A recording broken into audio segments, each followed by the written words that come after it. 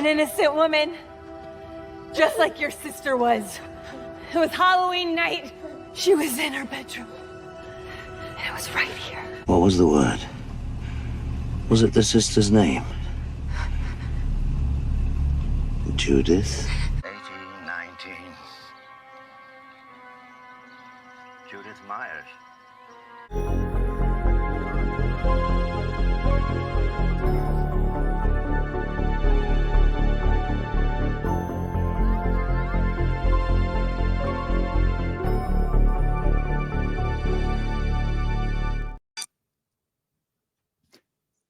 Well, hello everybody. Whatever time of day you're listening to this, good morning, good evening, good afternoon. I'm a little nervous right now. I'm not going to lie, because as you guys can see, I am joined here virtually by Sandy Johnson.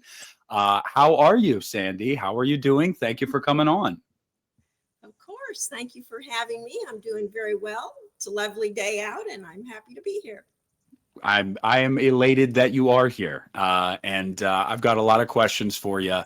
And I'm really excited to get into that. But I think the first thing that I just want to ask you is, correct me if I'm wrong, but were you on the convention circuit back in the day, or was this something that really came about later on? Because I can't remember if I had read somewhere that you actually didn't really know about it or didn't really partake in it until not too long ago.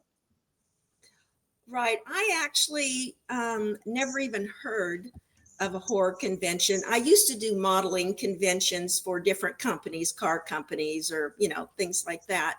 But I actually never heard of a horror convention until about 6 years ago, when my agent found me and told me that I should really be doing them and that he wanted to be my agent. So that was the first time I heard of them and the first time I'd been to one or appeared in one. Yeah, I remember hearing that somewhere, and I was like, that's crazy. She's Judith Myers. Like, that's like, of course, I mean, everybody wanted to talk to Will Sandon too. And I mean, he's barely in that movie for 5 seconds. I mean, it's like, if you're a part of Halloween, trust me, I've been to some of these horror cons, and obviously a lot of people watching have, and obviously you have. You see the passion there that these people have for these characters. I'm sure they were elated to get you on board finally. What have you thought of the cons? I mean, I see you post a lot of stuff about it, whether that's, I saw your, what was it, last year that you dressed up like Judith for like a photo op, and that was actually going to be for a con. Is that correct? Right. I've done a few cons where I dressed up like Judith. And when I go to the Myers house in North Carolina, sometimes I dress up for the fans there. So yeah, it's kind of fun. And I do love the cons. I'm very excited to have another one coming up here in a couple of weeks in Cleveland, because I get to see all the fans and my horror family. I've made a lot of friends that attend conventions, so I'm always excited to see them, and my Facebook friends. So yeah, I love conventions, and I'm so excited to be doing them. Now, I gotta ask, I mean, it's probably a dumb question, but you're planning on being at 50 Years of Terror, right? Like, I don't think anybody's going to miss that. Well, I sure hope I'm invited, and I'll be there. Yeah. No, I've always seen those cons every 5 years. I've never been to one of the 25, 35, 40, but I have friends that have gone, and it's just like otherworldly. I actually had talked to my co-host on my podcast, Christian, about, we need to go to 50, like, no excuses. We have 3 years to save up for it. Like, we need to make it happen. So I'm sure you'll be invited, Sandy. I think people definitely want to see you at a Halloween con.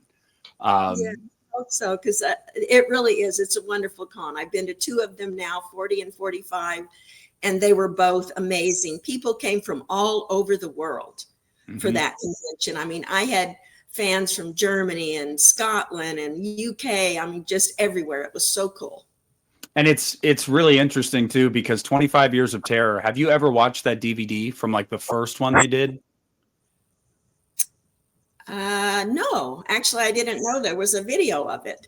Yeah, they did like a documentary for Halloween 25 Years of Terror, which was the first one they did. And seeing that as a teenager kind of made me feel not so weird, because I'm watching people of all ages from all over the world coming to this con for the same thing that I love. And I'm like, you know what? I'm not that weird. And if I am, whatever, I guess it's more socially acceptable these days. I don't know. But yeah, I mean, it just looks like a blast. And I'm sure it's a busy weekend for you and a busy weekend for a lot of people. So I know you'll be at 50 and I'll be there as well. And I look forward to it. But I wanted to, first and foremost, how could I start this off without asking you about, like, and I'm sure you've been asked this question 1,500 times. So this is 1501.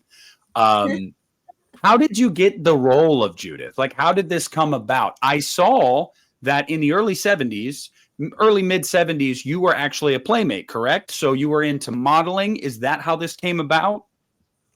It did. I didn't start out nude modeling. I just started out at a clothes model and walking, what do they call it? It's been so long since I've done it, where you walk with clothes down the ramp. Oh yeah, is that like oh my God, now I don't, the catwalk, the runway, something Yes. like that? Yeah, That's how I started, that and beauty contests and different things. And then my dad got very sick and with cancer, and he wanted a special treatment from Mexico that was pretty expensive. So I reached out to Playboy to see if they might be interested in me as a centerfold or something. And they did a test shoot and said, yes, we would like you for a centerfold. So that's kind of what got me there, is I needed the money for my dad. But after doing that, then I was with the Playboy agency. So I started getting a lot of calls for nudity for different kinds of films and ads, international ads and things. So John Carpenter or somebody in his group reached out to my agency and said they were looking for someone that was used to being nude in front of cameras and fit a certain profile they were looking for. And so that's how I got the interview.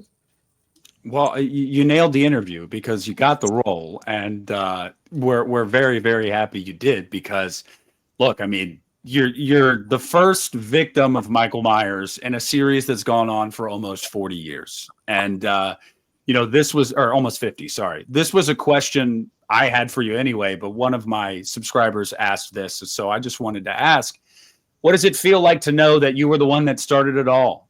Sure, it's fictional, it's a horror franchise, but like, you started it all. You were the beginning. What did you do to that little boy? Why did he want to do that? I should have been a better sister. Well, I'm very proud to have been Judith Myers. There's no doubt about it. It is an iconic role. It's the only kill by the young Michael. So it was one of John Carpenter's early films, one of the ones with Deborah Hill in it. So there's a lot of positives to have been chosen for that role. Plus, it was a lot of fun. And now I get to be friends with that whole cast as grown-ups, which makes it a lot of fun too. Yeah, I was going to ask you that. So that shoot, obviously we know famously it was only 3 weeks. Did you only shoot for one day? Like that was it, or? I did one full day. Okay, so even though Judith is only on screen for a minute or two in that movie, I would assume you were there all day. All day. Okay. Wow. So, it's interesting to me because that's always been a question that people are like, do you think Judith ever did anything to Michael? Was she just a terrible sister? And like, no, I think he just did it because he's just, I don't know. He was just compelled to do it. But I wanted to ask you, like, since that is probably the character that you get asked about the most, that is, that's the role that I'm sure you are proud to be remembered for. Have you ever thought about that? Have you ever thought about Judith as a character more? Or are you just like, whatever. She just was a bad sister and died.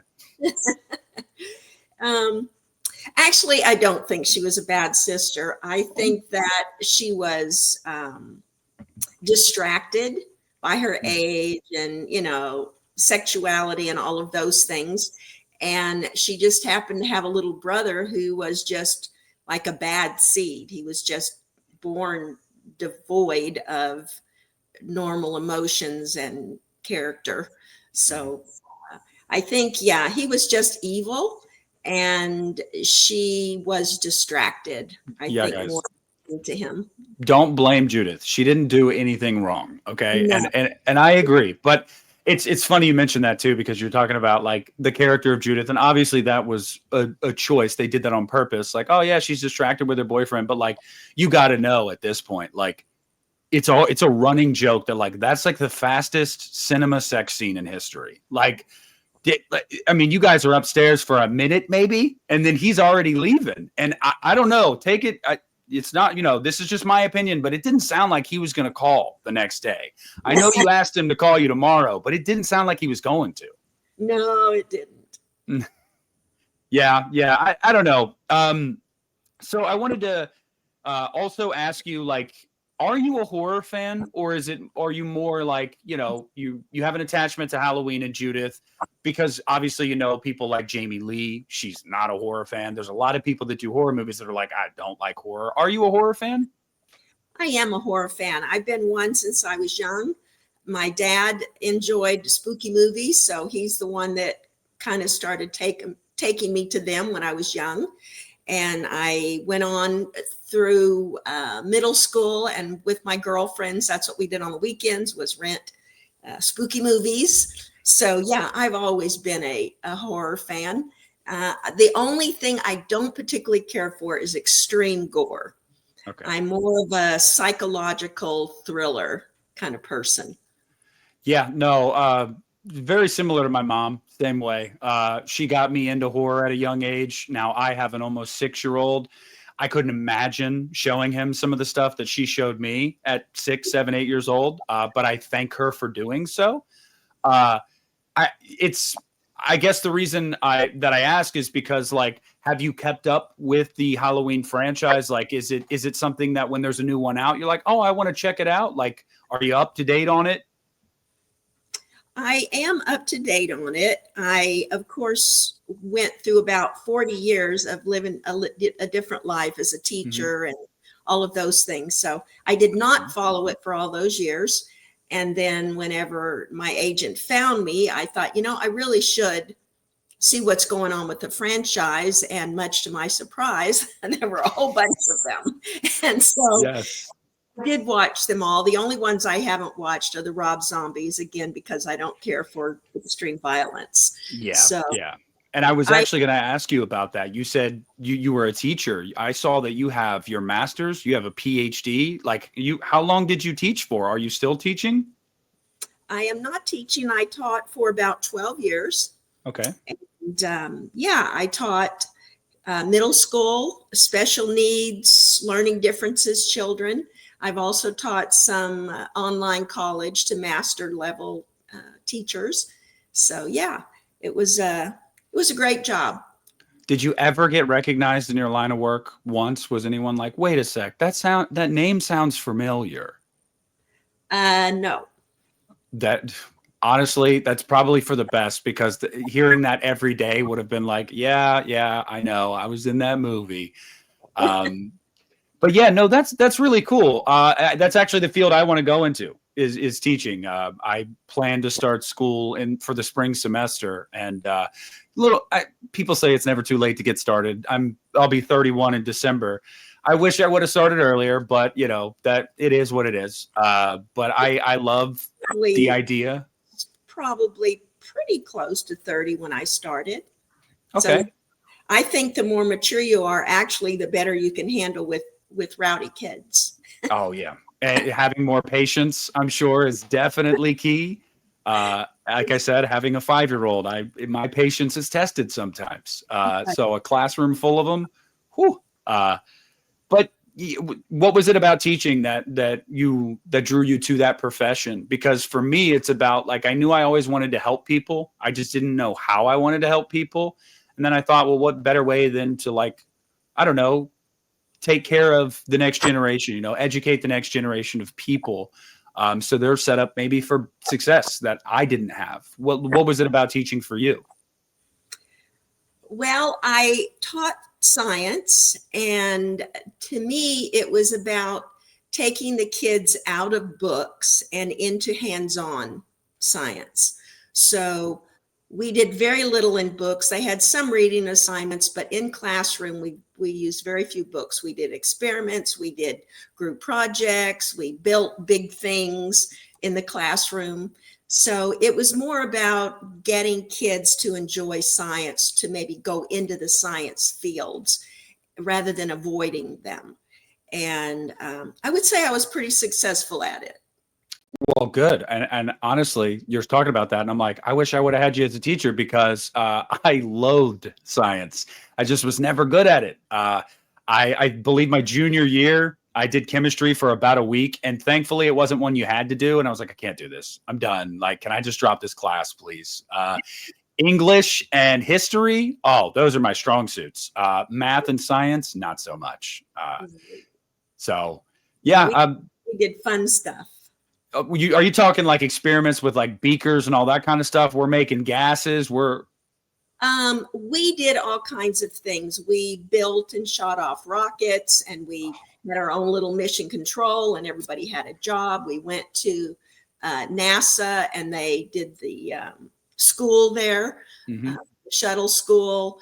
We did, oh my gosh, we built a solar pond in the back and learned about how to use it and how to raise things organically. We built a huge contraption in the classroom. The job was to have, it had to have 3 different actions. It's like a Rube Goldberg. Do you know what that is? Yeah. Yep. Yeah, I do. It's like a life-size Rube Goldberg. And the idea was it had to start with a mousetrap and end with popping a balloon. And it had to have so many different actions in between. So we had those set up all over that they were creating. They had to invent things for the invention convention. So it was just all the different sciences. So you made science fun. That's what it sounds like. You made it more hands-on. You made it where people wanted to do this rather than felt like they had to. Yes. In fact, they used to get upset if another class took them on a field trip.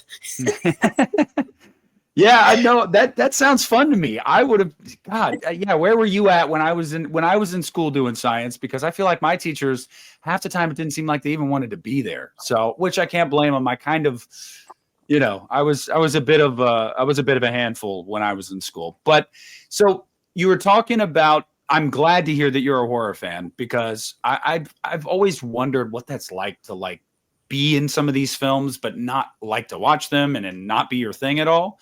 So what's for you when you were young, what was like the movie that traumatized you? Like, do you have a movie that was like, no way? Yeah. My dad took me to see Whatever Happened to Baby Jane. Okay. I don't know if you ever saw that. Betty Davis and Joan Crawford. And it is psychological thriller, the whole deal. I mean, it's just a sick movie. And I just it so traumatized me. It is one I would not watch again. How old were you when you saw it? I was probably 9. Oh my God. See, the kids these days, I mean, I know that I'm only in my 30s, but even then I feel like it's so much different than it is today. Cause these kids are not watching this. Their parents are not showing them these kind of movies. I was 6 watching The Exorcist. I mean, would I show my 6-year-old that? God, no, absolutely not. Yeah. So what's your favorite horror movie? And you can't say Halloween. You can't say Halloween. I'm going to put that out there. If it is your favorite, then lie to me and tell me another one. Let me start with my first one, because that's the one that I have the most memory for. It was Oklahoma at a drive-in, pouring rain and hailing. And we're in my dad's car and we're watching The Blob. And I'm in the back seat, and it's the old-fashioned drive-in where they have the speakers in the window, which means the window is cracked. And we know what The Blob does, right? Yeah.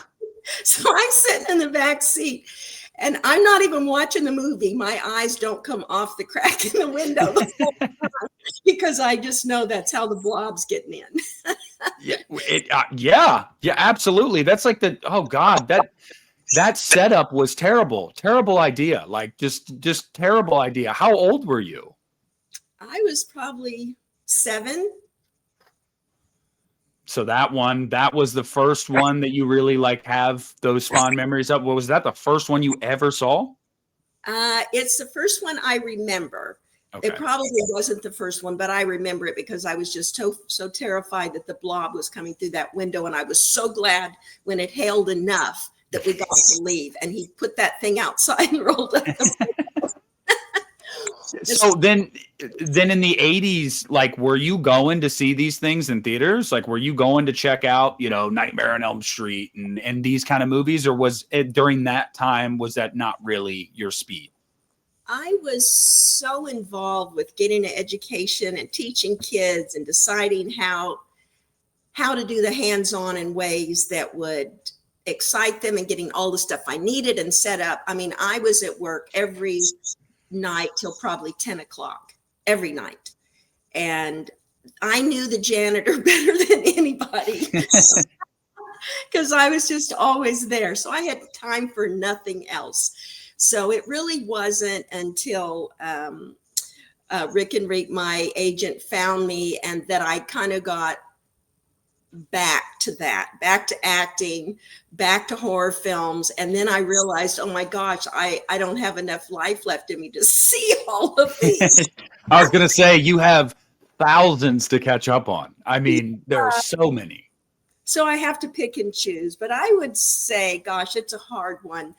But I really love The Shining. That's one that is a real psychological one to me. Like I said, I like that stuff that's just like psychological torture. Yeah. Did you ever check out the sequel to The Shining, Dr. Sleep, that came out in 2019? I have not. I'm just going to tell you, if you really love The Shining, pretty much everybody agrees that that's a very good sequel. I know it's like 40 years after that. Why are we making a sequel now? It's actually really good.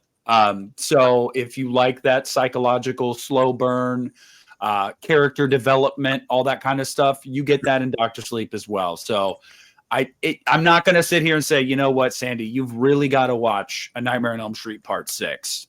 No. Okay. But Dr. Sleep is one I will say you should check that one out. But well, I will. Well, good. And I hope you enjoy it. I do. You said that you had a con coming up in Cleveland. I'm actually in Ohio, other side of Ohio. I'm at the bottom of Ohio. But how often do you do cons? Like, is this a multiple times a year thing? It is.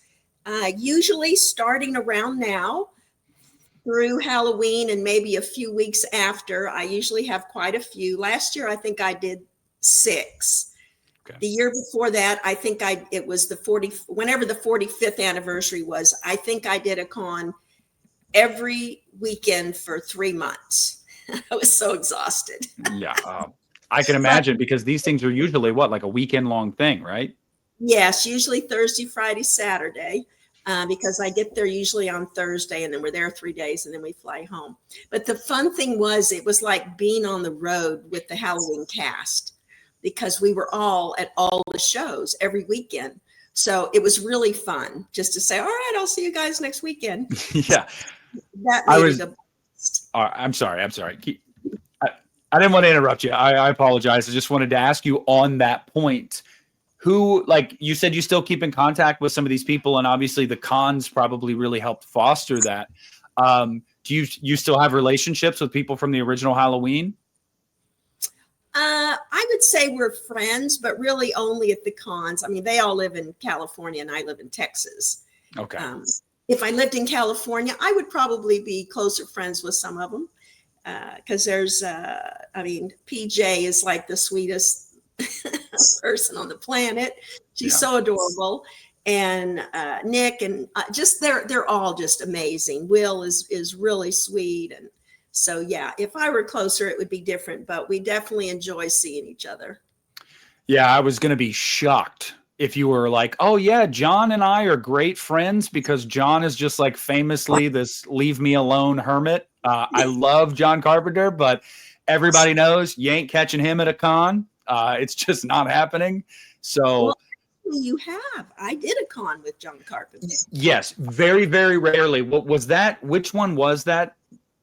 Steel City, 3 years ago, I think, something like that. In fact, he and I were the only Halloween people there.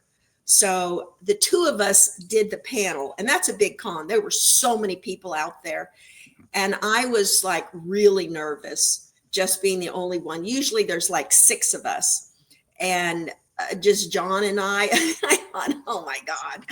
But he was actually very nice about it. And he would refer to me and say, well, what do you think, Sandy? And I actually got more questions than I thought I would. So it turned out okay, but I was definitely nervous going into it. Oh, I can imagine. I mean, I'm sitting here, you're in Texas, I'm in Ohio, but we're virtually on the screen together and I'm nervous. So like you put me on a stage in front of all those people, it's not happening. Like I'd freeze up. But yeah, John is, I think that is a common misconception. Everybody does think of him as this cantankerous man. Oh, leave me alone. He's a nice guy. But, at John's age, how many times do you think he's been asked about the same thing over and over and over again? And I honestly feel bad for you, too, because I'm sure you've been asked so many times about the same thing. It's all right. I don't mind. And he was actually pretty funny. He made him laugh quite a bit. Now, I don't want to say something that may or may not happen, but I can tell, I do know that Sean Clark told us a couple months ago when we talked to him, they are hoping that for 50, they're going to be able to get John and Jamie. He was like, I guess Jamie was really close to going to, was it 45 or something happened? I can't remember, but they're talking, it's going to be like the whole shebang because it's the 50th. What do they call it? Is that the golden anniversary? I think so. I don't know that terminology, but yeah, it's the 50th. Everybody's going to be there. I mean, I can't wait. Did you get to go? I'm assuming you probably went on the tours of the filming locations because I know a lot of times the cast goes, right? No, I was way too busy. Oh,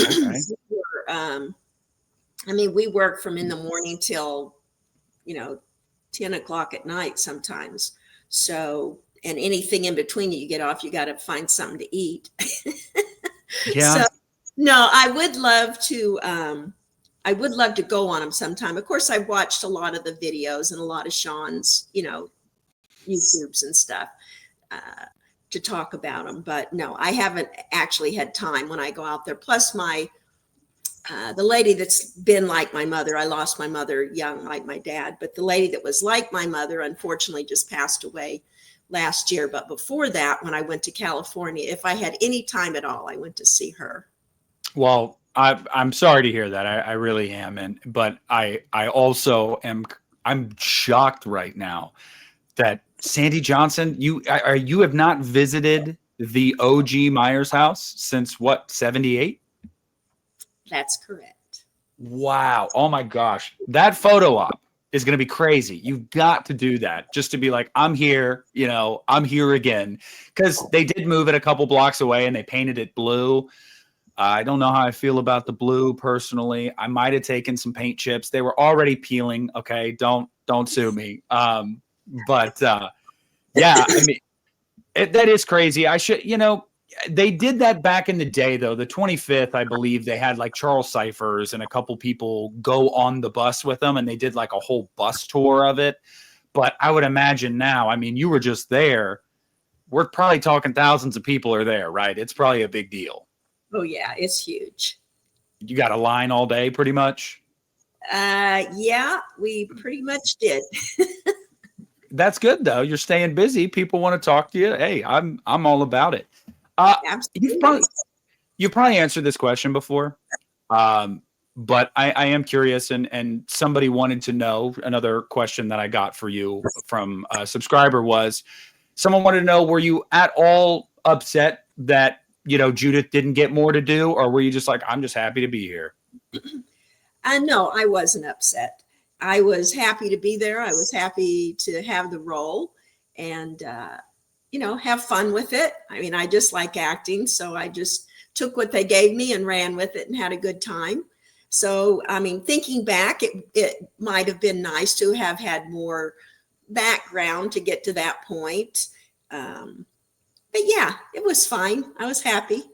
Well, see, it's interesting you say that, because me personally, one of the things in the most recent trilogy, especially in Halloween Kills, they really allude to you a lot. And I remembered thinking, oh, we're about to get some revelations here, or no, they totally drop it, which I'm still upset about. There's no tether. We don't understand why they mention you so much in that new trilogy, but you're mentioned quite a bit in that new trilogy. You are, I'd say you might be right there with Laurie Strode in that trilogy for importance. We don't know why. We never found out why, but they definitely teased us with it.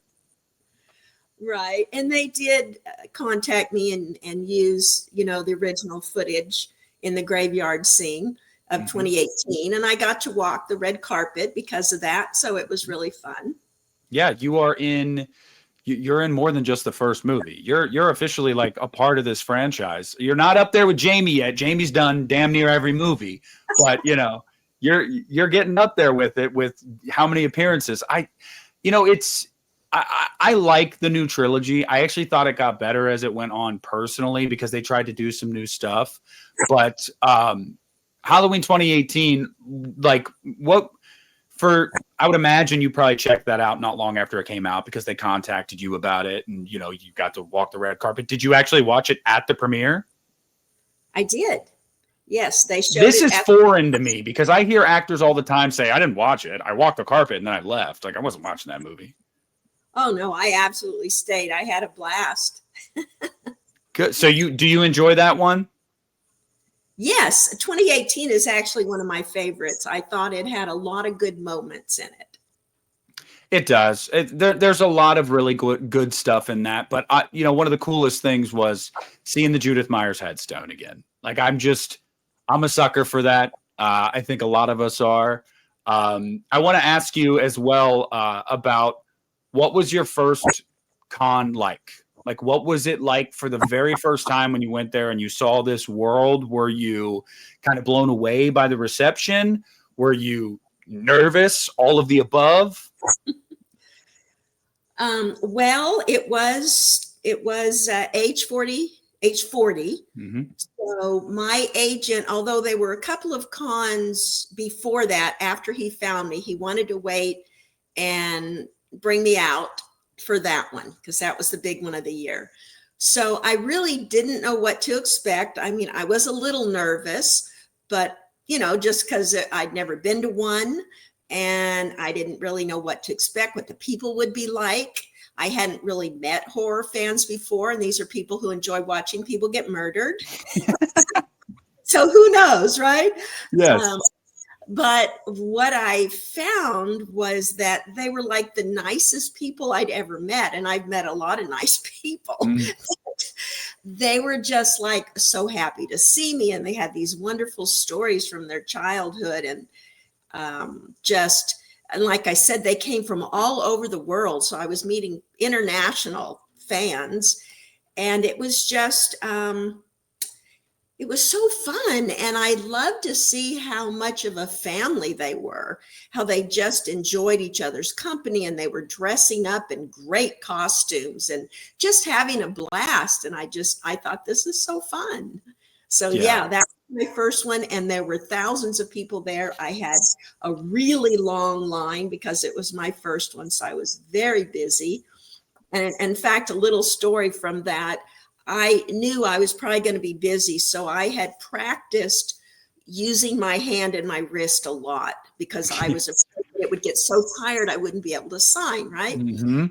So my hand was fine. But what I didn't think about is that I was going to have to get up and down to do selfies like thousands of times. Mm-hmm. The next morning when I woke up, I couldn't walk. Legs, oh my God, my legs were so sore from getting up and down off of that chair. And I thought, did you have to go back the next day too? The next 2 days. Oh my, how did you do that? I mean, seriously, are we talking ibuprofen? Are we talking, hey, every picture today I'm sitting down so you can come crouch? I did sit for a lot of the day. Luckily, my there to assist with that and say, you guys really need to let her sit for these today. So Yeah. I'm sure it was ibuprofen sit. But yeah, that was the unexpected consequence. Well, you're talking about the community and the experience of the con and stuff like that. And, you know, it may not mean something to a lot of people, and that's totally fine. But like, it really is just being able to sit here and talk to you for a little bit really does mean a lot, because, you know, I've been watching you in my favorite movies since I was a little kid. And, you know, that's back when my mom would cover my eyes anytime there was boobs. But for whatever reason in Halloween, she's like, you can't really see much anyway. I'm like, okay, cool. But I've always loved this series and loved that movie, and always been fascinated with the character of Judith, because like I said, we don't get to know anything about her. You know, we don't understand the rhyme or reason, and that's the beauty of it. There is none. But it really does mean a lot, you know, even when you just take the time to message me back on social media, or let alone being willing to come do this, because I know some days in your life you've done incredible things. I mean, with your teaching career, with your modeling career, your acting career, you really have. But this, you know, that role in that movie means so much to so many people. And so, like, yeah, it's not at all us. We're not exaggerating when we say we'd travel across the world to meet you guys and talk to you guys, because I don't know, you know, you made the joke, and you're absolutely right. You're like, I'm meeting a bunch of horror fans. What are they going to be like? And it's like, we're actually like teddy bears. You know what I mean? Like, we're like that's crazy, but you don't know until you meet us, you know? Absolutely. I had no idea. I didn't have a whole lot of preconceptions, but, you know, I was just thinking, you know, I don't know. They have a lot of tattoos. They like watching people get murdered and gore. I don't know any people like that. And so I didn't know what they were going to be like. And now I know a whole bunch of them. Yeah. And I was actually going to ask you, I mean, you've probably seen a ton of Judith themed tattoos, right? Like, over your years. Uh-huh. What's the most popular one? Is it the tombstone? Yeah, a lot of the tombstone, sometimes just the name. And then I actually had a female fan come in, and she had on fishnet hose, and she actually ripped them so that I could sign her leg so she could go and get it autographed. I mean, tattooed them. I have always thought about doing that before. Like, when I was like a teenager, I was like, oh, that'd be cool to get an autograph from someone and get it tattooed. But that is dedication. Like, that's wild. But I mean, that's got to be cool. At first it's probably off-putting, because it's like, whoa, like, you really want me to do that? But then you think about it and you're like, this person wants a part of me on their skin forever. Like, that's kind of wild. I do mean something. Do you ever stop to be like, have you ever like stopped and thought about like, wow, I guess this actually really does mean a lot to a lot of these people? Like, because I'm sure when you're in the midst of teaching and you're going to college, you're doing all this, you probably didn't think about it all that much. And then now, especially with these cons, like, was there ever a moment where you stopped and you were like, damn, this is bigger than I thought? Oh my gosh, now absolutely. I mean, it's crazy. I've been to Germany, I've been to UK, I've been to Canada, all to meet fans. And I mean, it's just amazing to me that they want me to come, and that so many of them show up and they're so excited to, you know, visit with me. And so, yeah, and I love their stories. They have wonderful stories about why Halloween means so much to them. And it's just, yeah, I find it fascinating. And yeah, it's a big deal. And I love it because I'm getting older, and it's kind of fun to have something this exciting and this cool happen to you when you're older. You know, I mean, I've had a lot of wonderful things in my life, but mostly when I was younger. Well, I just got to say, you know, you look fantastic for your age, and you still are full of energy. So you're only as old as you feel. And I love that you are so upbeat and positive and willing to do these things, because there are so many people in this franchise that have never been to a con, and it still blows my mind. Some of them because they just have no interest. And, I get that to an extent if it's like, hey, that was a part of my life that I don't really revisit anymore. But it really does mean a lot to us. And it's really, really cool that you see that and that you are just so game to do it. And I hope you keep doing it, because I'm going to be at 50. And, I'd love to meet you there and be like, hey, remember that little rinky dink interview we did a couple years ago? But yeah, no, it really, really is cool. And I don't want to keep you all day. But I did have somebody ask me a question. And this was new to me, and they wanted me to see if I would ask you it. And I'm not familiar, but a buddy said, can you ask her about her time on the set of the Executioner film? Ooh, yeah. Good question.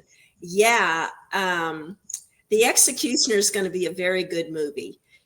Michael Burnett is the special effects guy, quite famous from Hollywood, some big films. And Rob Schoonmaker actually is one of those people that looks like a big badass, and he's a total teddy bear. Tell him I said that. He's amazing. He's the one that wrote the story and decided that he wanted me to be the psychiatrist in it. So I was the psychiatrist in it. And originally I was just going to be a jogger. And you know how indie films take forever. Well, by the time it was actually time to film, he decided that he wanted me to have a bigger role. So I came from just a jogger to psychiatrist of the main character. And it was a great role. And Braden Noble, the guy that plays the sick person, so to speak, who's my client, he was just wonderful. So we had a blast. We really did. It was great on set. And then whenever I was supposed to just be a jogger, Michael did a cast of my head, which is a whole nother story. But anyway, then when they decided for me to be the psychiatrist, I said, oh my God, all of that, and you're not even going to decapitate me. It gets used. I won't say how, but it does get used. But anyway, you said that was a different story, a whole other story, but I kind of want to push down on that a little bit and go, are we talking where you had to cover your face in, oh God, please tell me you're not claustrophobic. Straws, yeah. I was not claustrophobic, but I must say it's not a comfortable thing to do. And you really can't hear very well. And of course, you just have these nose things you're breathing out of. And the only thought I have is we were in a convention center, and I just kept thinking, don't let there be a fire. Don't let there be a fire, because I can't see, I can't really hear. So I'm totally dependent on other people. Yeah.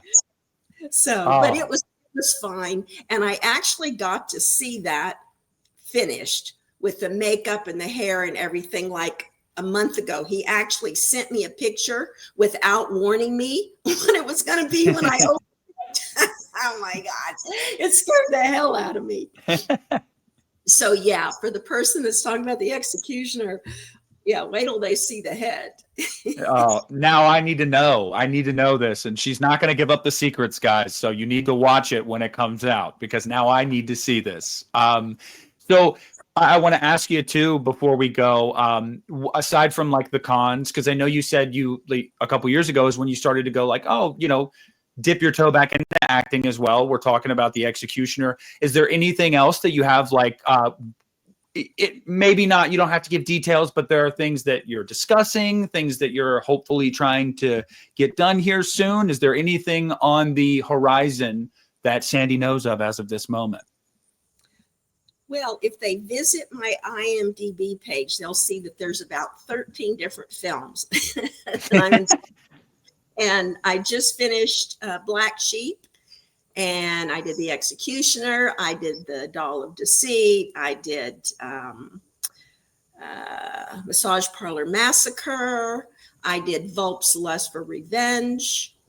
Farmhouse Murders. I'm about to do another one called The Black-Eyed Children 2, and The Hive. So I have quite a few more coming up. So I've done a bunch. A bunch hopefully will be out within the next 6 months, maybe sooner on some of them. I'm hoping for Executioner and The Doll of Deceit to be out pretty soon. And then, yeah, so I have a lot more coming up. I'm looking forward to that. They've been a ton of fun to shoot. You're staying busy.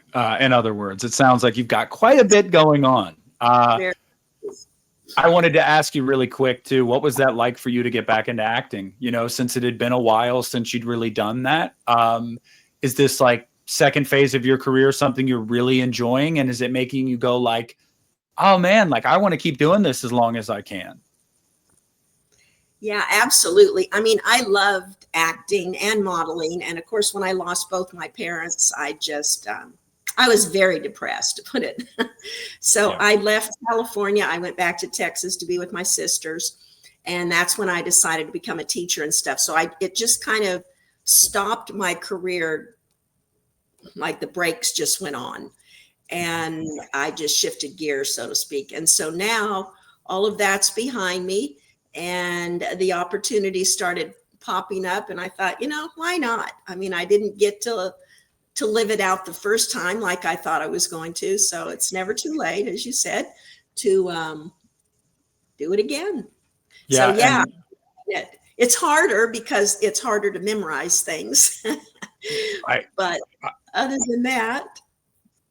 Well, look, I mean, I think that I totally understand where you're coming from. You focused on yourself and you focused on your career and everything like that. And you made a great career and, you know, outside of film, but I'm very happy that you found your way back into it and that it's something that you want to do and you're having fun with, because that's, look, you're never going to find me complaining about seeing Sandy Johnson in a movie. Like, it's just not going to happen. Like I have these glasses that I wear everywhere. Anything to do with the original Halloween, I'm like, yes, I will. I'll watch it. I'll support it. I'm totally game for it. But you know, it is still crazy though, because you say like, you know, I went to college and I focused on my future, and even then, you missed out, but you didn't, because you ended up being Judith Myers in one of the best horror movies of all time. So like even getting, you got to have the best of both worlds, and that's awesome. I mean, that is so awesome. And you know what? I don't know. I just think that's really cool. And I'm just really glad that you're doing it and you're having fun. And that's what's most important, honestly. There is one other thing I wanted to say. I don't know if all your people that follow you know that I have a website, because you were talking about some people can't go to cons. So I realized that when I got into social media, there was a lot of people who follow me who are just wonderful fans, but for one reason or another, they're not able to do cons. And I thought, well, that is really sad. I mean, I thought it was sad. So I decided to have a website where they could send in whatever they want and get it autographed. I would put my favorite pictures up there, the autograph. And so I did those things. And then I got to thinking, I added some, you know, like the Judith Myers backpacks and things that they would probably only see at cons. And then I thought, you know, Judith Myers doesn't really have her own collectibles. Everything they brought me to sign was Halloween, but not really Judith. So that's when I came up with the idea of getting a hairbrush and splattering it with blood and then signing it. And so I did that. And then I have the Michael Myers knife that I splatter with blood, and his mask, and also the clown mask, because all of those things would have blood on them. So I just started making my own collectibles in honor of Judith Myers. So I have those on my website as well. And I do all the work myself on them. And again, it's kind of fun because I like hands-on stuff. And I just felt like Judith deserved her own collectibles. And I'm still trying to get Funko to do a Judith Myers pop. I don't know why she doesn't have one. That's crazy, isn't it? Like we're talking about the sister. Not you, Lori. That wasn't until 81. We're talking about the real sister of Michael Myers and the first victim, and we don't have a Funko. I know. Well, there is a place you can go vote for having one, and it's actually on my website. So Now, I'm going to put your website in the description below, guys. So as you're listening and watching to this, listening to this and watching it, go down in the description. The link is going to be below. Click on that. Go to her website. Me personally, now I'm like, I kind of want one of those, hairbrushes with blood on it. I think that sounds cool. it's a popular collectible for sure. I sell a lot of them. Yeah. Last question I have for you, Sandy, and we'll wrap on this one. Did you get to keep anything from the shoot? No, I didn't know that I should do that. I know that now. So Yeah. I get now, but unfortunately at the time I didn't realize that was a good idea. And I don't even have any behind the scenes pictures or anything. Of course, we didn't have cell phones then. It would have been easier if we had. But no, I wish I did, but I don't. And then the next question then would be, to follow that up, if you could have kept one thing, now hindsight being what it is, what would be the one thing of Judiths that you're like, I want to keep that? It probably would have been the original hairbrush. Yeah.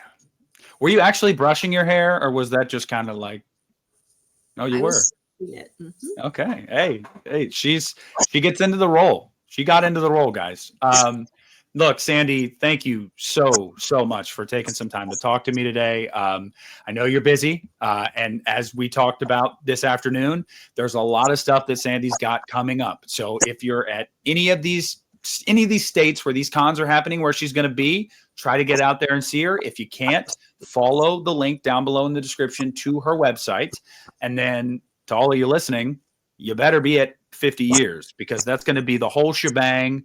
I feel like I'll be able to die happy after that. But Sandy, honestly, it was an honor. I mean, it truly was. I told my mom Halloween was one of the first horror movies she ever saw. She was like 10 years old, and it terrified her.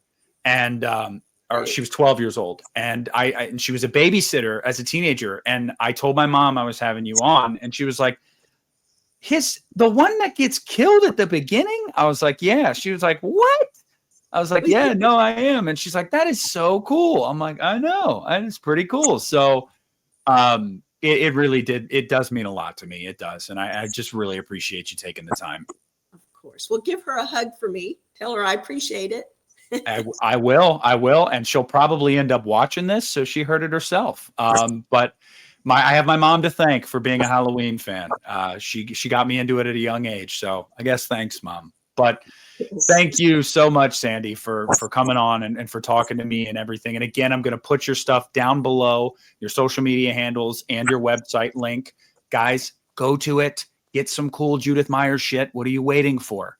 Do you have anything else, Sandy? If you can make it to Cleveland to GalaxyCon puts on a great convention. So, and when are the dates for that? It's the last weekend of the month. I think it's like the 28th, 29th, somewhere in there.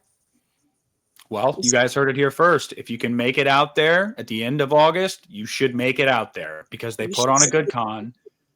And Sandy, good luck to you for the next 2 months, because like you said, you're about to get into your busy season. It's going to be busy. But all right. Well, thank you so much. Thanks, everybody, for listening and watching this. We appreciate you. Sandy, it was an honor. And until next time, we'll talk to you later.